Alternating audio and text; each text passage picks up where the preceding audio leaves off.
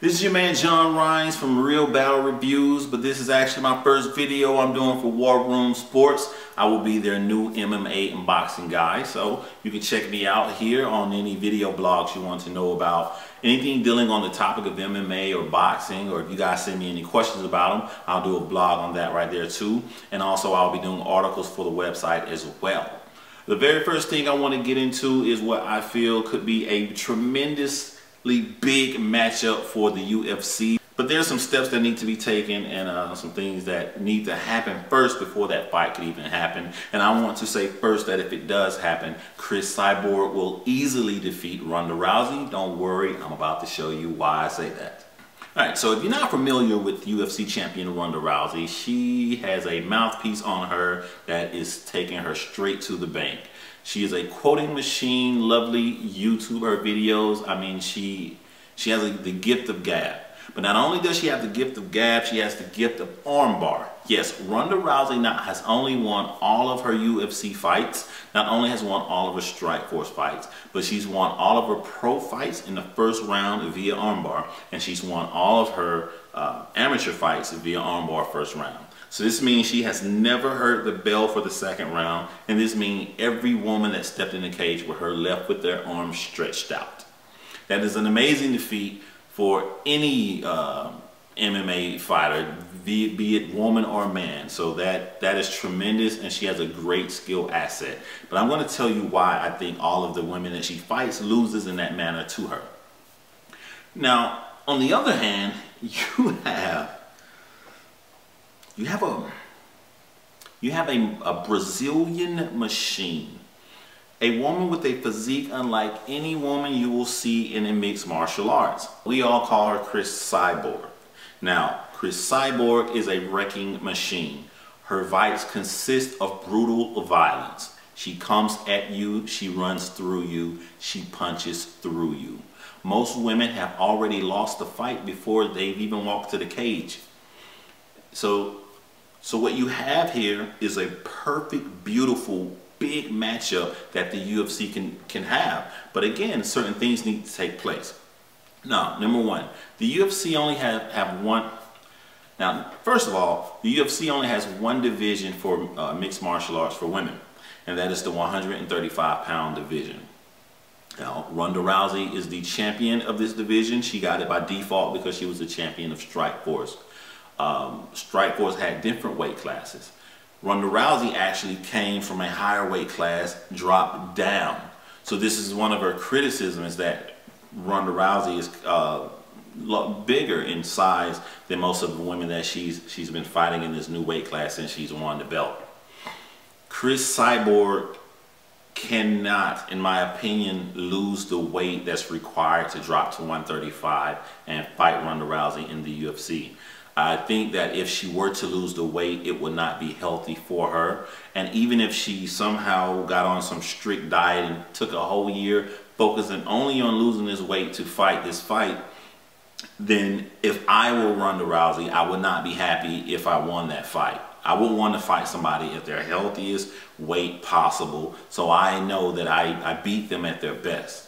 The war of words that's going on between Ronda Rousey and Cris Cyborg is, well, actually it's just Ronda Rousey, because Cris Cyborg, she doesn't speak that clearly, that clear of English. But Ronda Rousey has been saying a lot of bad things about Cris Cyborg, which probably make it worse in the cage. But I just feel that if you got all of this negativity and things that you want to say about this person, why not meet in the middle and fight them?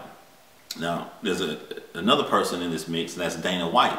Now, Dana White has to protect his company, he has to protect his business. I'm not saying that he's doing things on purpose for Ronda Rousey now, but I think he started this 135 weight division and said this will only be it for Ronda Rousey to protect her from Cyborg. I do think it was that at first. But now what comes into play to kind of speak up on Dana White's side is, if this person can't make 135, if Cyborg can't make 135 and she tortures herself and just makes it this one time and she beats Rousey, then what do you have now? You have one division and one woman who can't fight in that division.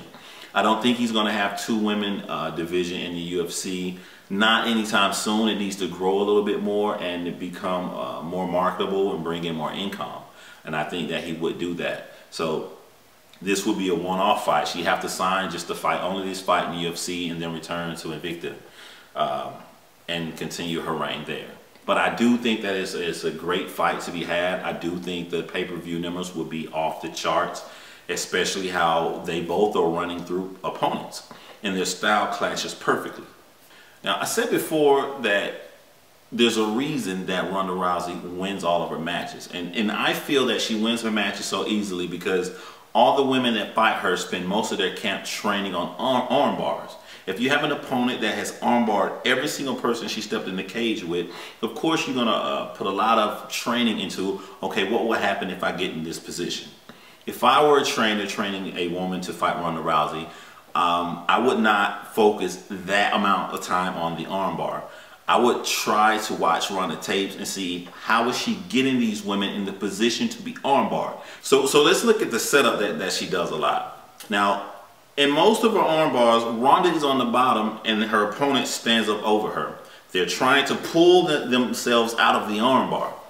What Ronda does, she takes advantage of the crowd cheering. She takes advantage of their panic in this situation, knowing that Ronda has won every single fight with the armbar, and she pulls on their ankle and she flips them over.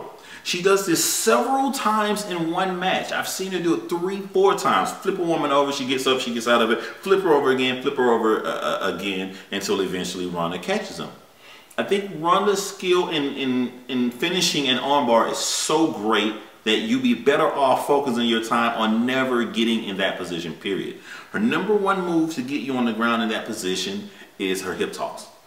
She has an outstanding hip throw, and this is almost kryptonite to a lot of wrestlers because the position that you're in to be hip tossed, if a wrestler is in this position, this is normally a dominant position for a wrestler. They're normally ready for their move, but since this is a judo throw instead of a wrestling maneuver, sort of, they're sort of out of their element. You have to be consciously thinking of this. And I think a woman would think of this more often, that this is panic mode. You cannot rest with your hands around Ronda if she's on her side or if you're behind her. You can't rest like most wrestlers would do. You can't think in that position because this is her number one position to go to. And the reason women aren't thinking when they're in this position is because they've spent so much time on their training camp focusing on the armbar.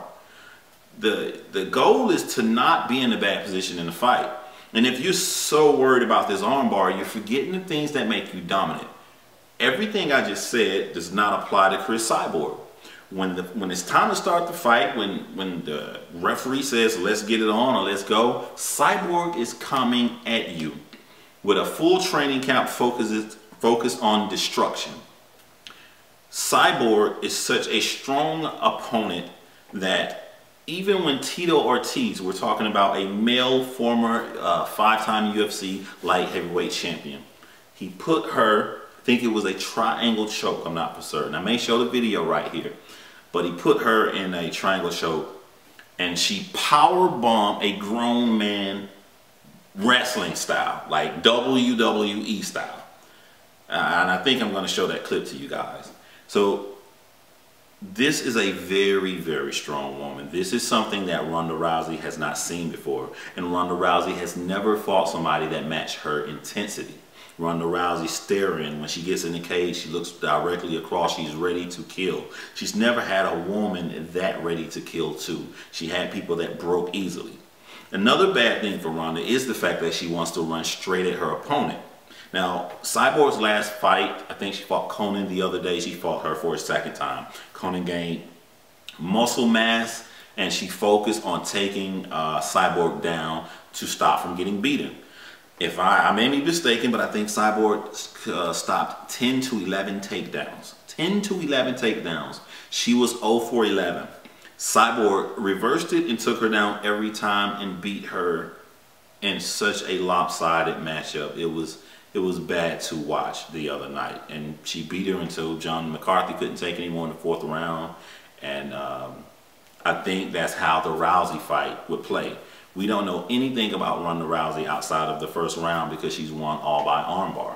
When she gets in that cage with an opponent that's much stronger than her, much more fierce than she is, that's not going to let her hip toss her or take her to the ground, we're going to see Ronda Rousey in a lot of trouble with someone that's hell-bent on destruction from the pre-hype, you know, trash talking that she's done. I'd easily put any money I had on Cyborg to have an easy victory over Ronda Rousey, but I'd like to hear what you guys think, and I'd like to see your opinions below. I want to give a special shout out to MMA fighter Cole Miller, and also to Bubby Mitchell and Rush MMA in Middle Georgia. If you're looking for a place to train MMA, do give those guys a call or go check them out. I've been there before, and I must say you better be prepared for a nice hard workout. Also may do a couple of videos and interviews there as well in the future, and you guys may get to see me tap out at that location. Again, leave your comments and stuff below. I can't wait to see what your rebuttal will be to what I'm saying. Shout out to Jimmy at War Room Sports and everybody else that's working over there hard. Love all the articles and interviews, and it's a pleasure working with you guys. Wait, it's the War Room with 5 nights at the round table. 5 Philly guys diversified and educated.